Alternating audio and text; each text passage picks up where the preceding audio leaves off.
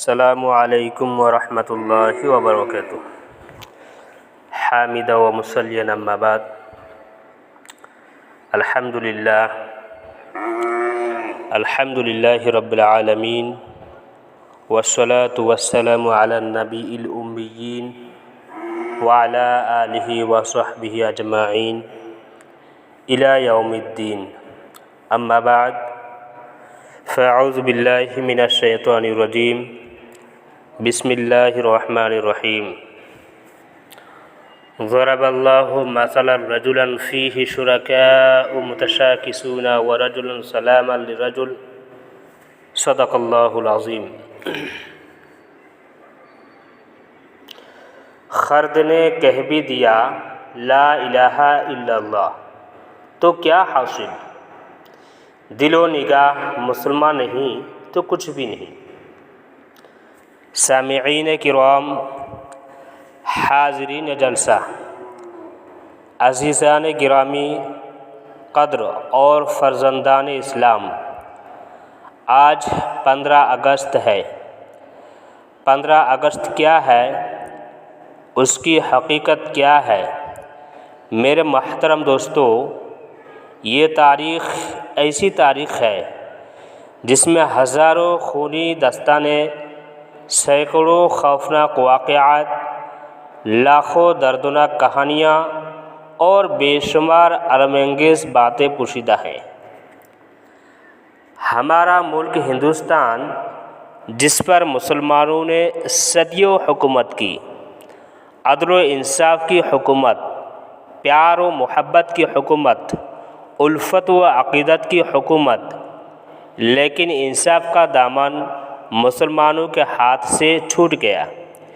پیار و محبت کے الفاظ مسلمانوں نے بھلا دیے، الفت و عقیدت کی عداوت و بغض کی پرچھائی آ گئی تو اس ملک میں انگریزوں نے قدم رکھا۔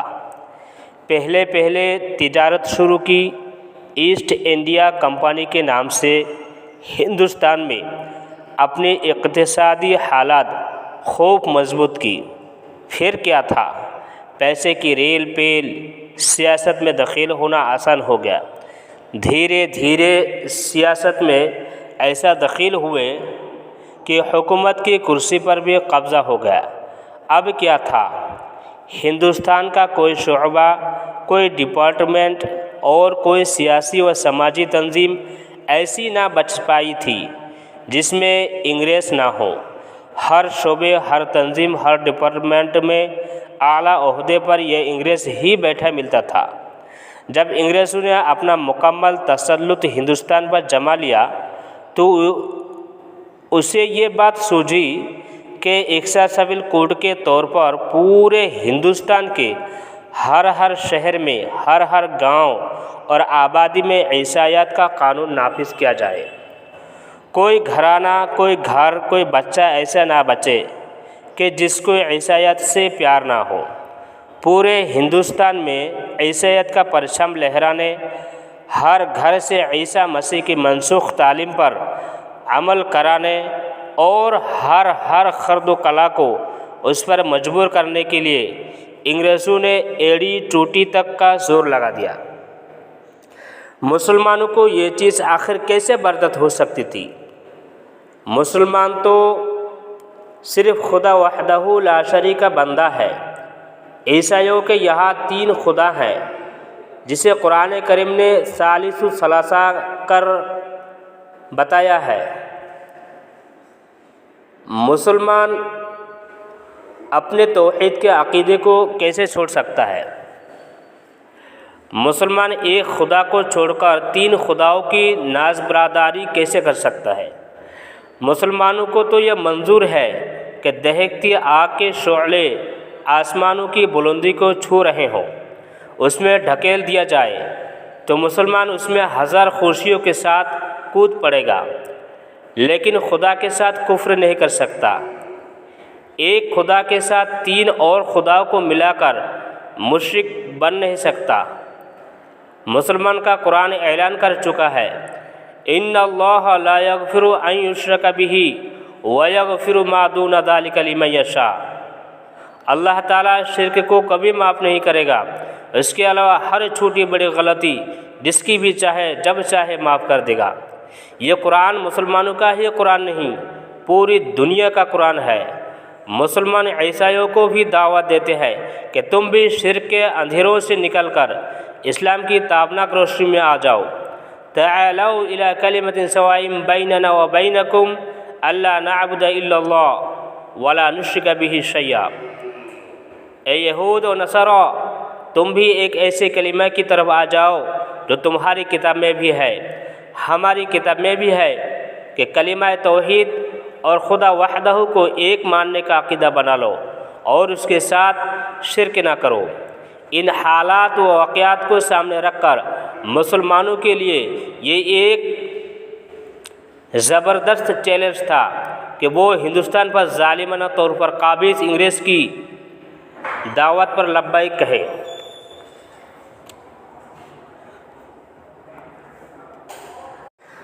پورے ہندوستان میں عموماً اور مسلمانان ہند میں خصوصاً ایک افراتفری کا ماحول تھا۔ اتنے میں انگریز نے یہ حکم بھی صادر کر دیا کہ سرکاری نوکری اگر کرنا ہے تو مسلمان بن کر یا غیر عیسائی بن کر نہیں کر سکتے، سرکاری ملازم کو عیسائی بن کر ہی ملازمت پر باقی رکھا جا سکتا ہے۔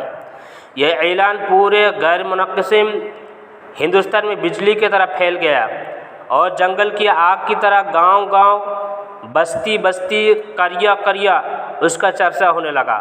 اب کیا تھا؟ دین اور دنیا کا معاملہ تھا۔ انگریز اگر دنیا اپنا لیتے ہیں تو دین سے ہاتھ دھونا پڑے گا، اگر دین پر رہتے ہیں تو دنیا جاتی ہے۔ فیصلہ کیا کرے، کیوں کرے اور کیسے کرے؟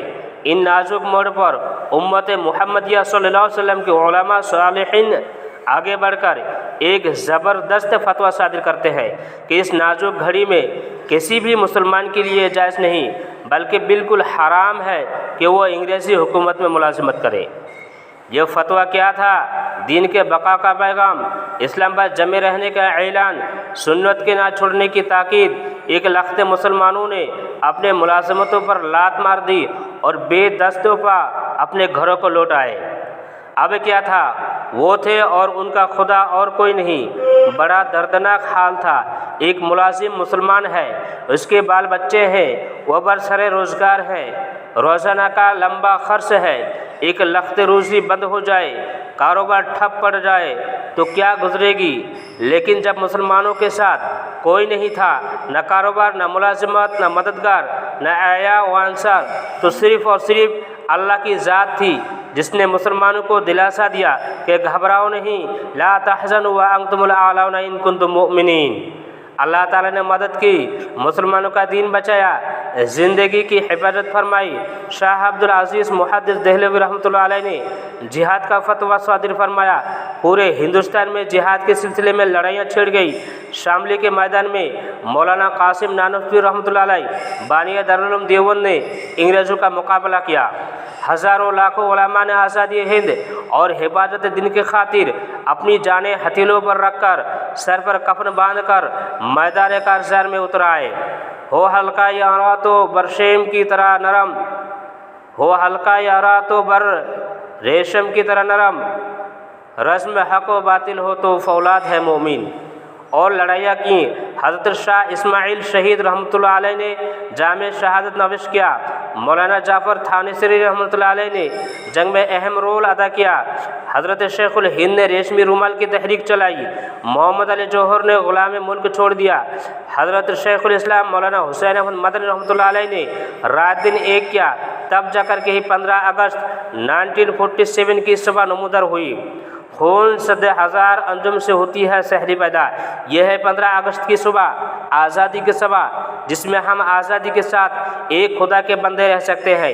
اتنی جان فشانیوں کے بعد ہمیں یہ آزادی ملی ہے تو ہمیں اس کی قدر کرنی چاہیے، اپنے دین پر پوری آزادی کے ساتھ عمل کرنا چاہیے، اپنے عقائد و احکام پر خدا کی توفیق مانگ کر عمل پیرا رہنا چاہیے، ورنہ اگر ہم نے اس آزادی کی ناشکری کی تو خدا وہ دن بھی لائے گا جب ناشکری کے سبب ہماری موجودہ آزادی بھی چھینی جائے گی اور چھٹی جا بھی رہے گی۔